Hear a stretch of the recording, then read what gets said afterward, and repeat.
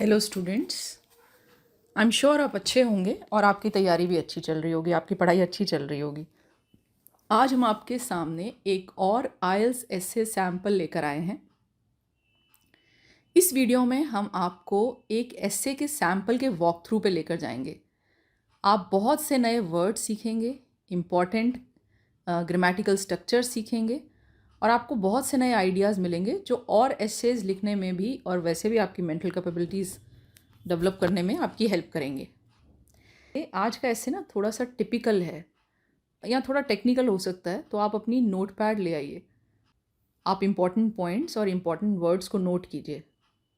आप हमारे आई बटन पे जाके ऐसे और वीडियोस देख सकते हैं।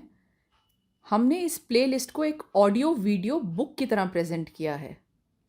अगर आप इस प्लेलिस्ट को गो थ्रू करते हैं तो आपको बहुत से ऐसे सैम्पल्स मिलेंगे जो आपकी प्रिपरेशन को बहुत सिंपल बना देंगे। चलिए देखते हैं कि आज का हमारा टॉपिक क्या है। Without capital punishment which means the death penalty our lives are less secure and crimes of violence increase. Capital punishment is essential to control violence in society. To what extent do you agree और disagree with this opinion. So देखिए, यहाँ पर इन्होंने कहा है कि capital punishment मतलब death penalty को कैपिटल पनिशमेंट भी कहते हैं, उसकी एब्सेंस में मतलब उसके बिना हमारी लाइफ्स में सिक्योरिटी कम है और जो बहुत वायलेंट क्राइम्स हैं वो बढ़ सकते हैं। तो कैपिटल पनिशमेंट असेंशियल है टू कंट्रोल वायलेंस और ब्रूटैलिटी इन सोसाइटी। आप किस एक्सटेंट तक इससे अग्री करते हैं या डिसअग्री करते हैं। इस ऐसे को हम शुरू करें इससे पहले हम थोड़ा सा समझ लेते हैं कि कैपिटल पनिशमेंट है क्या। कैपिटल पनिशमेंट को और नामों से भी जाना जाता है डेथ पेनल्टी, डेथ सेंटेंस, या हम कह सकते हैं कि it is state sanctioned killing for a crime. Right, state sanction माने state approved killing of a person. State approved माने कि स्टेट कहते हैं एक नेशन को जहाँ पर एक गवर्नमेंट रूल कर रही है और उसके कहे पर अगर उसकी अप्रूवल से किसी की किलिंग की जाती है, क्यों? क्योंकि उस व्यक्ति ने कोई क्राइम किया है। This is another way to represent capital punishment. पहले से जुडिशियल होमिसाइड कहा जाता था। 2022 तक 53 कंट्रीज़, कम कंट्रीज़ में कैपिटल पनिशमेंट है, ज़्यादातर कंट्रीज़ ने इन्हें कम्प्लीटली एबॉलिश कर दिया है फॉर ऑल द क्राइम्स। फिर भी 60% ऑफ वर्ल्ड्स पॉपुलेशन उन कंट्रीज़ में रहती है जहाँ डेथ पेनल्टी अभी भी रिटेन्ड है, जैसे China, India, United states, Singapore, Indonesia. India में डेथ पेनल्टी है। Pakistan, Bangladesh, Egypt, Saudi Arabia, Japan and Taiwan etcetera. यहाँ हम जो भी बात करेंगे उसमें कुछ पर्टिकुलर कंट्रीज़ की मेंशन नहीं होगी जहाँ के रूलर्स की एक हॉबी है लोगों को एग्जीक्यूट करना। जो व्यक्ति अपने एग्जीक्यूशन का या कैपिटल पनिशमेंट का वेट कर रहा है उसे कहते हैं ही इज़ ऑन डेथ रो।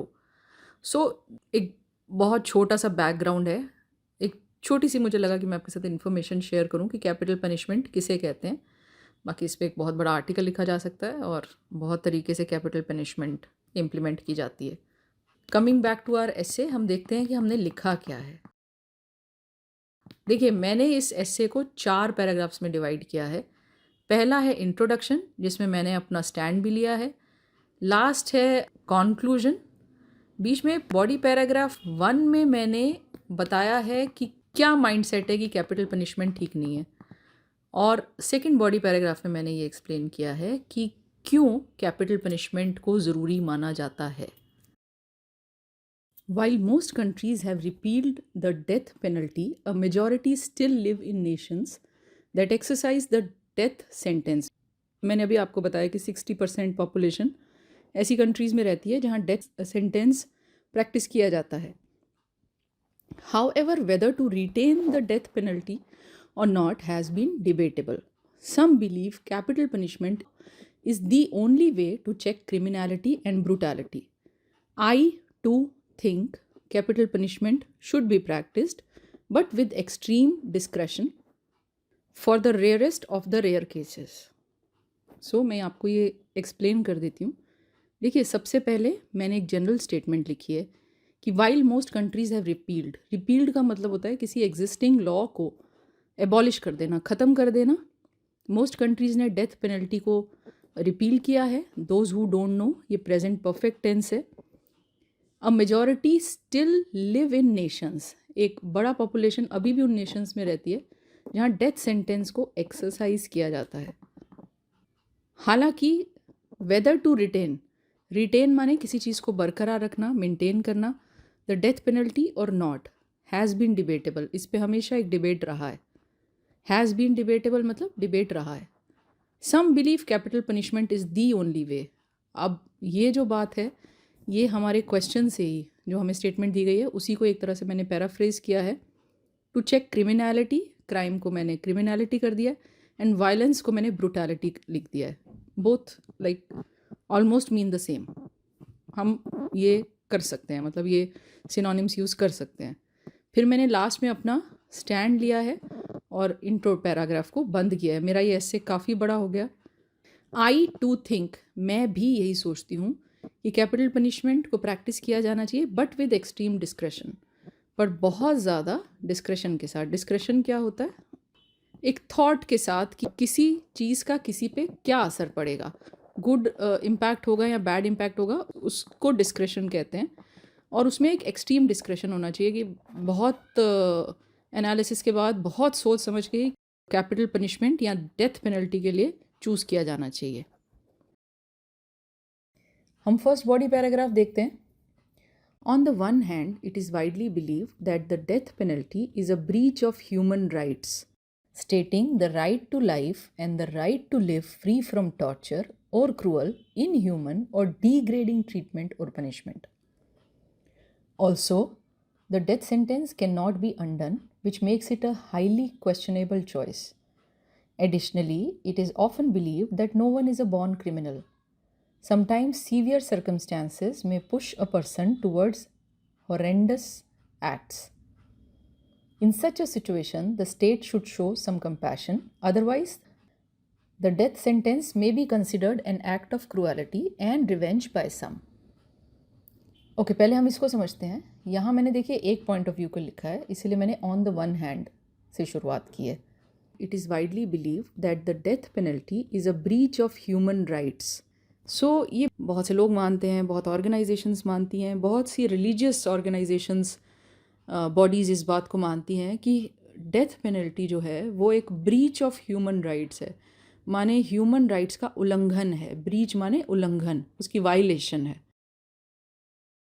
और वो ये स्टेट करते हैं कि हर किसी को राइट टू लाइफ है, ना सिर्फ जीने का हक है, लोगों को हक है कि वो टॉर्चर से फ्री हो।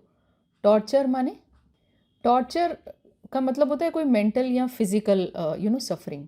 कुछ ह्यूमन और डिग्रेडिंग ट्रीटमेंट और पनिशमेंट, मतलब इनह्यूमन मतलब जो ट्रीटमेंट इंसान नहीं डिज़र्व करते उसे इनह्यूमन कहते हैं, और डिग्रेडिंग ट्रीटमेंट या कुछ ऐसा ट्रीटमेंट जो इंसान को थोड़ा छोटा या इन्फीरियर फील कराए या उसको नीचे लेकर आए या किसी पनिशमेंट से। इन सब चीज़ों से फ्रीडम का राइट हर इंसान को है, ये इन ऑर्गेनाइजेशंस का मानना है। और also the death sentence can not be undone. Death sentence को फिर वापस मोड़ा नहीं जा सकता। एक बार किसी को मतलब मौत की सज़ा हो गई तो वो इंडिविजुअल तो गया। Which makes it a highly questionable choice, जो इस चॉइस को क्वेश्चनेबल बनाती है। क्वेश्चनेबल मतलब डाउटफुल बनाती है, हमें डाउट होता है इस चॉइस पे। आगे मैंने एक और रीज़न दिया है, ये भी माना जाता है कि कोई पैदाइशी क्रिमिनल नहीं होता। कभी कभी सीवियर सर्कमस्टांसेस, सीवियर होता है एक्सट्रीम नेगेटिव सर्कमस्टांसेस, उसके हालात एक इंसान को पुश कर देते हैं कुछ हॉरेंडस एक्ट्स। हॉरेंडस एक्ट्स होता है बहुत ही बुरे एक्शंस की तरफ। आई थिंक आप वर्ड्स को नोट कर लीजिए, मतलब तो आपको समझ आ ही रहा है। इन सच अ सिचुएशन, इस केस में the state should show some compassion. State को थोड़ा कंपैशन, कंपैशन का क्या मतलब होता है? थोड़ी एक अंडरस्टैंडिंग है ना, एक ममता शो करनी चाहिए लोगों के प्रति।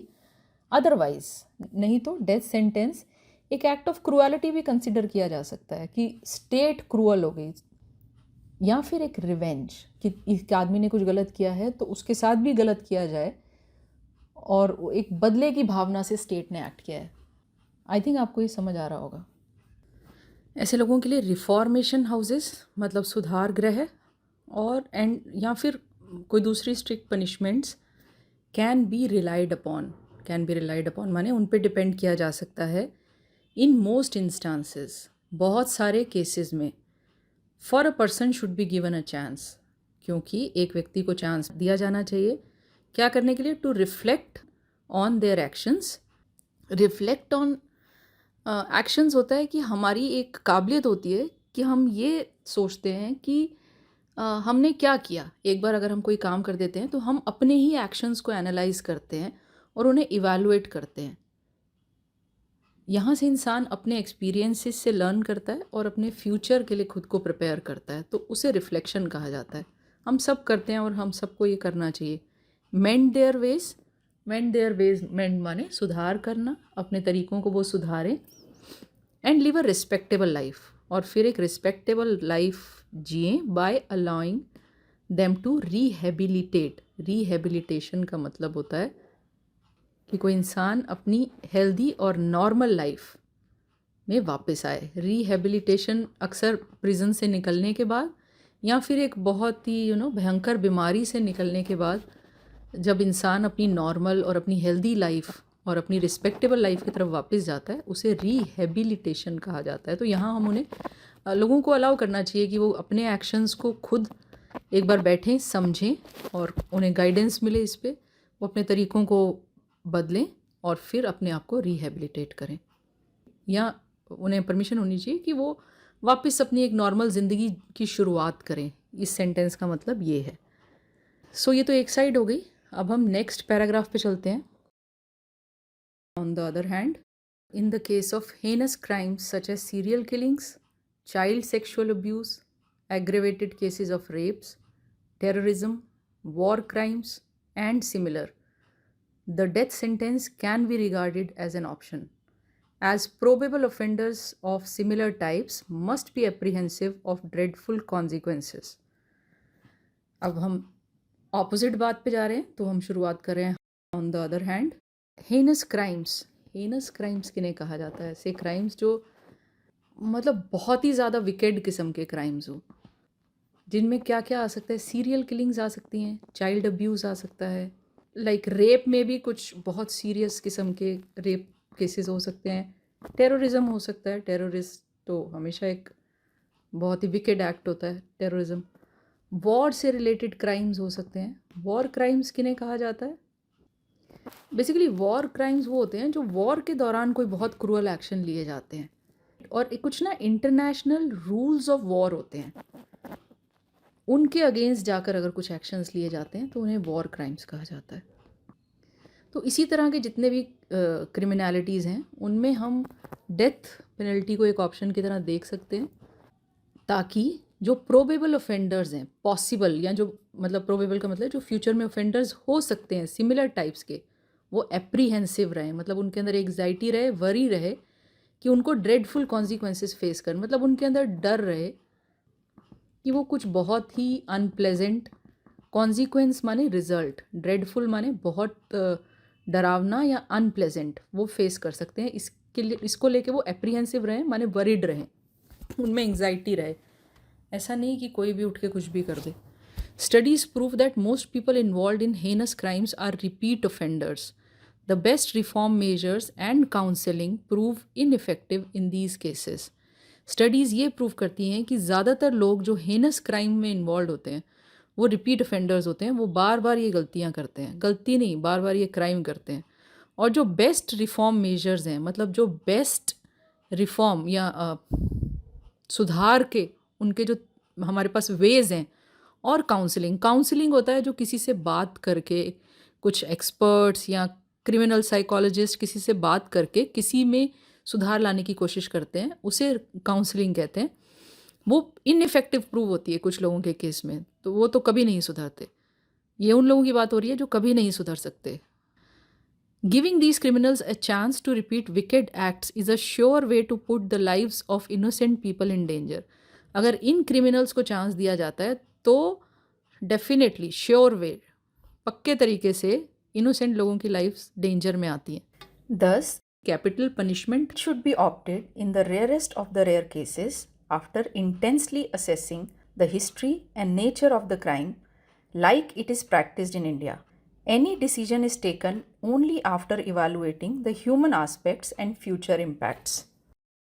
Rarest of the rare cases में रेयर होता है जो बहुत कम हो, और बहुत कम में से भी बहुत कम केसेस में वो इसको एक्सरसाइज कर सके आफ्टर इंटेंसली असेसिंग माने बहुत डीपली किसी चीज़ को असेस करके, इवैल्यूएट करके, उसके तह में जाके। जो लोग मूवीज़ देखते हैं उनको पता होगा कि कोर्ट्स में कोर्ट प्रोसीडिंग्स जब दिखाते हैं तो केस की तह में जाके वो उसको असेस करें और हिस्ट्री और नेचर ऑफ द क्राइम को स्टडी करें कि क्राइम की हिस्ट्री क्या है या उसका बैकग्राउंड क्या है, क्यों हो रही है वो, और नेचर ऑफ द क्राइम को भी वो स्टडी करें like it is practised in India. तो इस तरह से हमने यहाँ पे एग्जाम्पल भी दे दिया। इसी तरह से इंडिया में होता है, हम बस rarest of the rare cases में डेथ पेनल्टी को कंसिडर किया जाता है। ऐसे केसेस जो बहुत ही क्रूअलिटी होती है जिनमें, और जो नॉर्मली होते भी नहीं हैं। तो बहुत सोच समझ के, बहुत जिम्मेवारी के साथ इंडियन जुडिशरी और लॉ डेथ पेनल्टी अलाउ करती है। Any decision is taken only after evaluating the human aspects and future impacts. Human aspect भी इवैल्यूएट किए जाते हैं, लॉ को भी इवैल्यूएट किया जाता है, नेचर ऑफ द क्राइम भी इवैल्यूएट किया जाता है, उसके पीछे के बैकग्राउंड को भी इवैल्यूएट किया जाता है, और उसके फ्यूचर इम्पैक्ट्स को भी स्टडी किया जाता है। फिर ही डेथ पेनल्टी हैंड ओवर की जाती है। To conclude, I want to re-emphasize that although a death sentence may appear inhuman and harsh and is questioned by many, a state should exercise it in exceptional cases or the rarest of the rare cases after thorough and careful examination. So यहाँ मैं ये कहना चाहती हूँ कि to conclude मतलब conclusion है। मैं इस बात को पहले भी कह चुकी हूँ, तो मैं इसे री-एम्फसाइज करना चाहती हूँ, दोबारा से इस बात पे जोर देना चाहती हूँ। कंक्लूजन में हम कुछ नया नहीं डालते, पुरानी ही बात को मतलब थोड़ा एम्फेसिस के साथ कहते हैं कि डेथ पेनल्टी इनह्यूमन लग सकती है, हार्श लग सकती है, और बहुत सारे लोग इसे क्वेश्चन करते हैं। लेकिन ये स्टेट को इसे एक्सरसाइज करना चाहिए एक्सेप्शनल केसेस में, या फिर जो रेयरेस्ट ऑफ रेयर केस, जैसे मैंने पहले बताया कि इंडिया में जैसा होता है। जाने से पहले सभी स्टूडेंट्स के लिए एक motivational quote, start by doing what's necessary, then do what's possible, and suddenly you are doing the impossible. फ़िलहाल वो करिए जिसके बगैर काम नहीं चलता, जो नेसेसरी है, फिर वो करिए जो आप कर सकते हैं, और कुछ करिए, अपने काम में कुछ ऐड कीजिए, और फिर आप देखेंगे कि अचानक एक दिन आप वो कर रहे होंगे जो आपने सोचा भी नहीं था। आप हमारे चैनल को देखते रहिए, इस तरह के बहुत सारे वीडियोस आपको हमारे चैनल पे मिलेंगे। अगर आपको लगता है कि कुछ ऐसा है जो हम मिस कर रहे हैं तो प्लीज़ हमें बताइए, हम उस पर भी वीडियोस बना के आपके साथ शेयर करेंगे। बाय।